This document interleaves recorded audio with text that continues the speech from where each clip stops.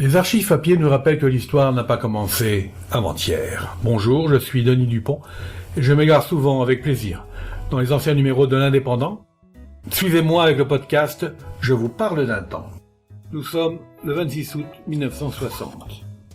La NIAD, la nichée, vient d'être installée à Montferrer par la Mutualité agricole pour assurer des vacances en famille de ses membres.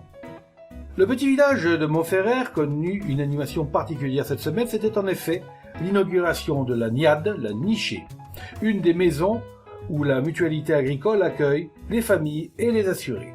Madame Dumont, l'assistante en chef, entourée de quelques-unes de ses collaboratrices, fit les honneurs de la maison aux invités. Dès l'entrée, la salle commune, ornée avec goût, crée une ambiance d'intimité familiale. La maison est pleine de gaieté grâce aux peintures claires, aux tentures de couleurs qui donnent aussi un air de propreté et de simplicité.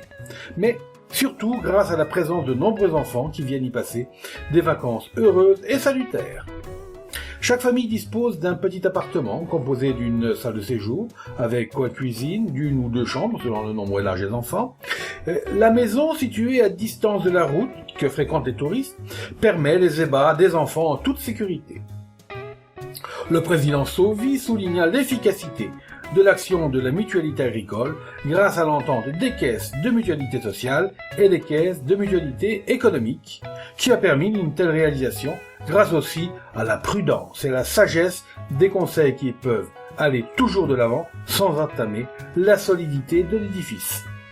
Il ajouta que du point de vue social, il avait lieu surtout de s'intéresser aux enfants et aux vieillards. Les premiers étant l'avenir du pays, les autres méritant tous les égards après une vie de labeur.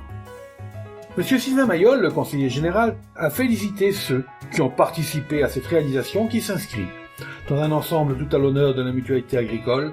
Le conseil général apprécie d'une façon toute particulière les efforts accomplis pour le mieux-être de la population catalane et spécialement des familles. Monsieur Mandit, le directeur général, donnait quelques précisions sur la nichée. Il ne s'agit pas, comme on l'a vu, ni d'une colonie de vacances, ni d'une maison familiale de vacances avec vie en commun.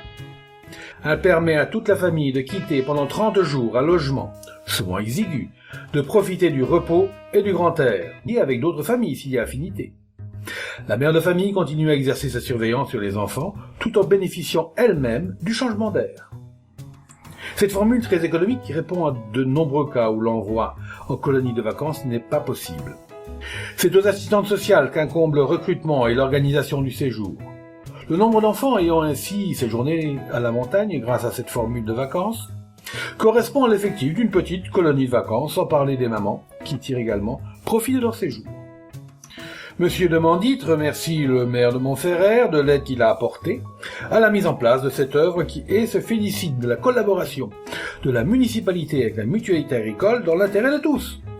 Il remercie aux administrateurs de leur confiance et leur compréhension. Rappelons pour terminer les paroles du président Sauvy, pour qui les vieillards et les enfants méritent la plus grande sollicitude.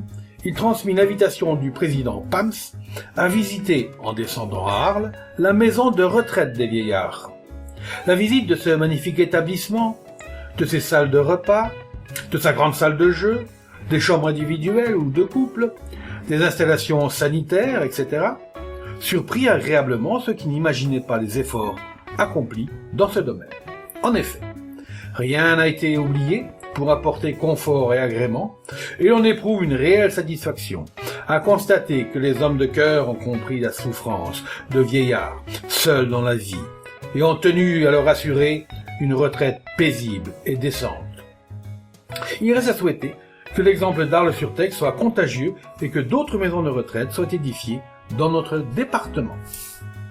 C'était Je vous parle d'un temps, un podcast produit par l'Indépendant et produit par Denis Dupont, à retrouver ici même chaque semaine.